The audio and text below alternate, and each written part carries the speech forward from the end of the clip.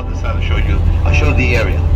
And we found there is a new city found here, not city, ancient city, more like an archaeological site. Right here where this trail goes up to, it's called She'araim. She'araim. It's mentioned in the same chapter. She'araim, meaning two gates. Not one gate, two gates. That's kind of unusual, people, if you remember, cities of the Israelite period, Israelite time. You see, like a tree alone, actually two trees alone, right? That's actually archaeological excavation right there at the top. This is Azekah. The valley goes between the two, and another ancient city on your left, She'araim. That's the most recent excavation in this place. Okay? This trail goes up. You can actually not go with a bus, you have to go on foot, but it's kind of accessible. The Israelites were camping on the other ridge. Take a look at the other ridge, because there is a road leading from here all the way to Bethlehem. And don't forget that David walked from all the way. It is like over 30 kilometers, but can be done. Remember, he's a young kid, people. You know, they walk. And what was the reason for David to be here?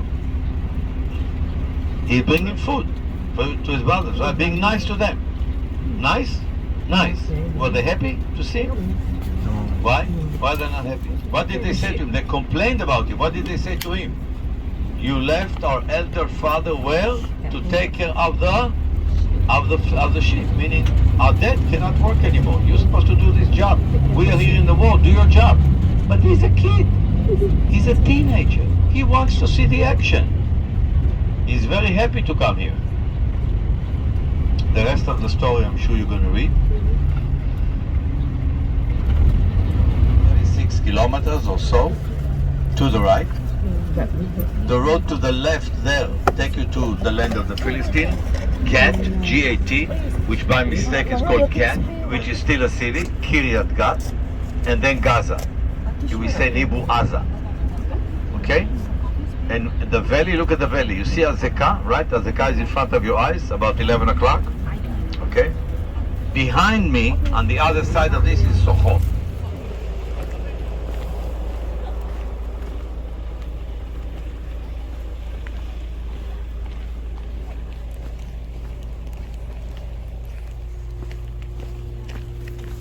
Kind of olives.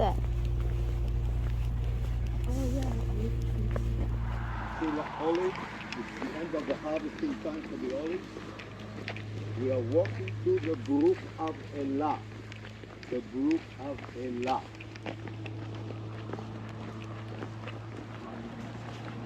Run from there, there. End up in the little thing.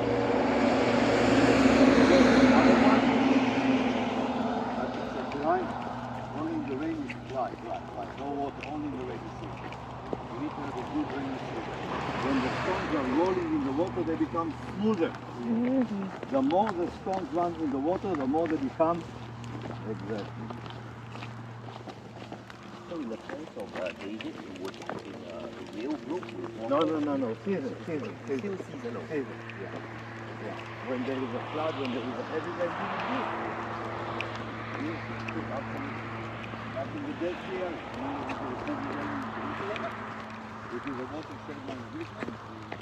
Look up to your left, you can see there is a town. You can see it remains over there. Take a look right there. No, more there. Look at me. There. Right there. Okay?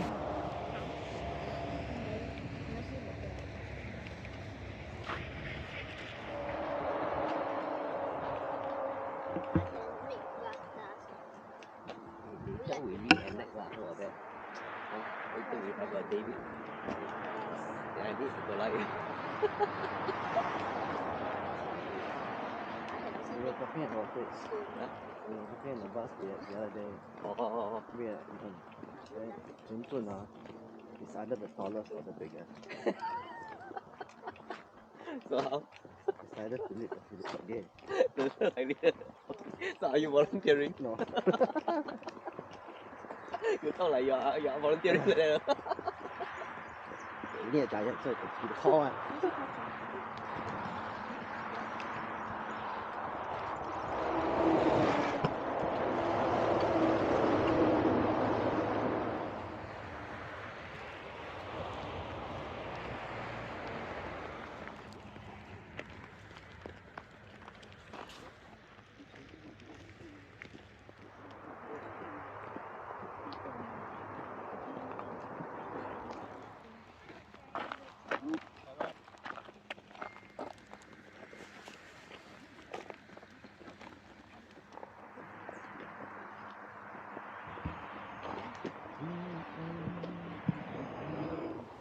what happened, we have those ATVs, you know ATVs? Those guys, you can see they are going back and forth on this, but when we have a good rain in Jerusalem, Israel watershed line is the mountain of Hebron, Bethlehem, Jerusalem. You can't see from me, but I'm only describing you. 30-some kilometers from here. Okay? So the water then have two options. Option one is to run to the Dead Sea. This is why we have flood. Now, the distance between the Jerusalem to the Dead Sea, as far as what you call a crow flies, is about 28 kilometers. The distance between Jerusalem to the Mediterranean is over 50 kilometers. And the elevation, remember, Jerusalem is roughly 800 meters, a little bit less. Mediterranean is 0, but the Dead Sea is minus 400. So of course, when it runs towards the Dead Sea, the impact of the water is much more. Why? Shorter and longer, the gap is much more, you understand? So the water runs quickly. Here, the water has time. But there is water running here too. We have experience. This is why the bridge. People, the bridge was built because there was water going under. So again, we are going through times, I don't need to tell you, maybe experience it in Singapore too, for sure other parts of the world. Climate changing. I remember, people, this is the end of December. We're supposed to have already good rain. Unfortunately, not really any. We had 2 days of rain. We actually we need the rain. We need the water. We can't just, in other words, it's not just about desalinating, which we do desalinate, but when you talk about irrigation, you can't desalinate. It's too expensive. So what we do is what we call brackish water. We take sewage water, the water from your home, the sewage, okay, and we convert it to be water that can be used to irrigate. But again, there is a limit to what you can do. So we still need His mercy. So David is there somewhere, remember? He's the youngest of the brothers, okay? He's supposed to keep and supposed to help with the sheep. He's the only one left in the house. And what he said, I'm going to go and because he was very happy when the father told him bring food. He really wants to see what's going on here. Everybody talks about it. It's all over the news. Which news? And the war is here. Between the two, Azekah, Sochot, somewhere there, in the valley. Okay? Because Goliath is saying, one man of our side will fight your men, instead of the armies kill each other. Whoever wins, get the resources of the others. Okay? In a way, I would say, a nice way to end up a conflict. In a way. What was the problem? Nobody wants to fight Goliath. He was so tall that he could dunk the ball into the hoop without jumping. Which hoop? There's no basketball. Meaning I'm describing to you how tall he was. And he had the person who helping him with his armament. In other words, the Israelites said, what, this guy crazy, I'm going to fight him? He's so big. And then David comes to the scene. He looks around, he sees what's up, and he sees the guy cursing the God of Israel. And David comes to Saul. He's a teenager. He's a kid. He says to Saul, let me do it. I'm sure Saul looks at him and said, you're not, the Bible doesn't say you're a kid, but you're a kid. So if you're going to fight him, take my sword. Well, the king offer you the sword of the king. Don't you want to take the sword of the king? The sword of the king, people. It's a great honor. David says, I am as I fought the other wild animal who came to attack my herd. I'm a shepherd, remember? I'm going to use the weapon which I am used. The weapon which I use all the time is a sling. Sling. It is so happened in the first time in the history of the bus that I have a sling with me. Oh. Miracles happen even in our time.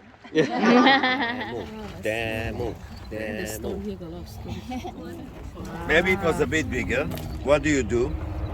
You roll it like this, okay? You roll it around one like this, so you hold this. You put a stone here. Who is Goliath? Who volunteers? You hold it like this. Now, remember the stone? Listen up. The more the stone goes in the water, you can hear me without, right? Can you hear me? The more the stone rolls in the water, the more it becomes smooth. People, the more the stone rolls in the water, the more it becomes smooth. Very good. So it flies longer distance. Now, now think about this smart kid. Using this, you have advantage on Goliath. Why? You keep distance. If he would have used the sword, he had to come near. It's okay. He comes near. Who is the advantage? Goliath. He's a smart kid. I'm using this because that's the weapon I know how to use. I keep distance. You use this. Also, I don't know if you ever dealt with sheep. I dealt. When I was raised in the kibbutz, one of the things I did is to go with the sheep out. So sheep is kind of a stupid animal, I have to tell you. There is a leader. If you throw a stone there, the sheep will run opposite way. You understand? So if I want to lead the sheep to go there, what do? Throw the stone here. They go there. With this, you can lead, or believe it or not, you can. We didn't have it. We just throw the stone. The sheep here, we throw a stone, they run the other way. That's how you direct them. So that is a weapon for the shepherd to use. This is the place. It is not Hollywood, it is not Bollywood, it is the real place. He picked 5 stones. exactly, but he used one. So why do we need to know? Why do we need to know that David had picked 5 but he used only one? Must be a reason. Why? No. My question is different. Why David picked 5? Because 5 is the number. And then the Bible could have written and he picked stones. The minute mentioned the number, it's important. Now question is why? What is 5? Why? Besides the grace.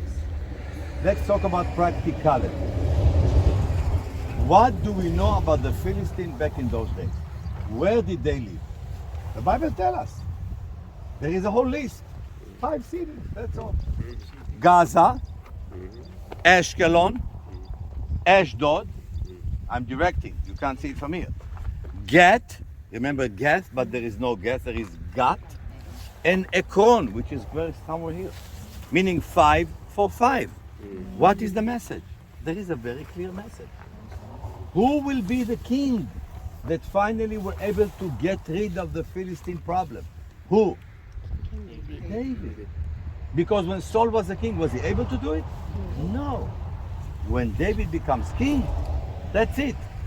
You will not hear anymore about any issue or any problem with the Philistines. People, they were pushed out of here to the Mediterranean. Look at me. To the coast area. Look at me, the coast. Not here. This is east. To the coast. What happened later on when the Persians attacked the country, 614 minus, meaning about 400 years after David, the Persian army comes here, they attack. What do they do with the Philistines? Push them out. Where to? To the islands where they came from originally. Where are the Philistines from? They are not native here. They are from Crete and Sardinia, 2 islands of the Mediterranean. What do they want here? What do we have that they want? No gold, no treasuries, no. What do they want? They want to control the trade of ancient times. Because all the trade from India, the spices, the perfume, and the silk went through here, somewhere here, via Petra, all the way to the ports of the Mediterranean. Doesn't matter which one. Gaza, Joppa, Caesarea, etc. If you control this land, what are you controlling? You control the trade. And that's what the Philistines came to do. They were superior on the Israelites. Why? They had a better technology. They were using iron. We were using bronze.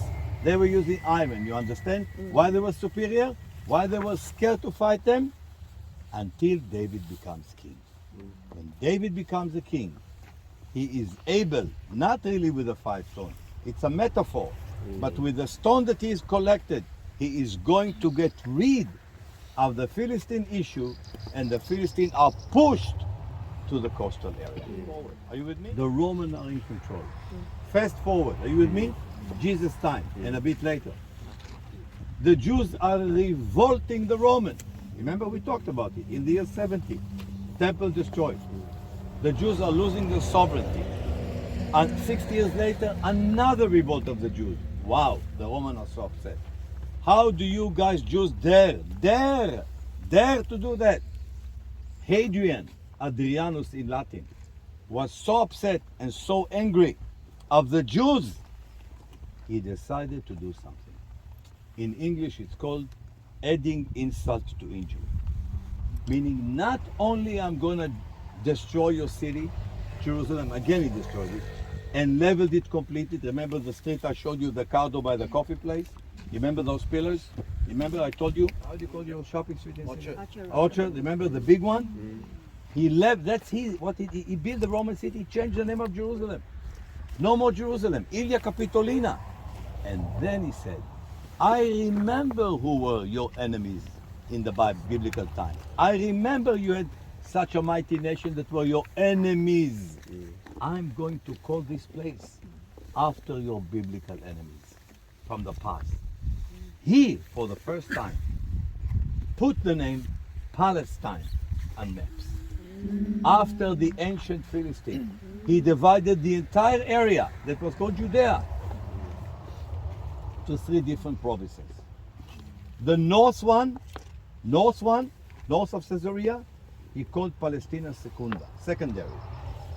The central one, Tel Aviv, Caesarea, etc., the area here, close to me, Palestina Prima, first. And the southern one, Palestina Arabia. Southern one, Palestina Arabia. Let me ask you a question. So if you come to live here, or you are born here, what are you? Thank you. You're Palestinian. My father that was born here, and my grandfather, under birth certificate it says Palestinian Jew. If you are an Arab, you are Palestinian Arab. I was born after the state, so I'm an Israeli. But here is the question that no CNN and no NBC and no whatever Al Jazeera is. What is the connection between the Palestinian of today to the ancient Philistine in David's time? What is the connection? What do they have in common? Do they have a language in common? No. How can it be? They speak Arabic, they spoke some Phoenician, who knows? Do they have a religion in common? No way. Or a culture in common? No way. Only the name. What do we have in common with the ancient Israelites who were here? Didn't Jesus read Isaiah? Don't I read Isaiah when it's the time to read Isaiah? Yeah. Don't I speak Hebrew? Yes. Okay? Yeah. We have a lot in common. Don't get me wrong. People who live here have the right to live. Between right to live and claim historical rights, huge gap. I want you to know the facts. And why? Because no television network will tell you. And when you are standing on solid ground, nobody can change your views. And because you are standing with us, and you are fighting sometimes our war when it's difficult to fight abroad, I want you to have the facts. Because when you have the facts, nobody can tell you anything. Thank you.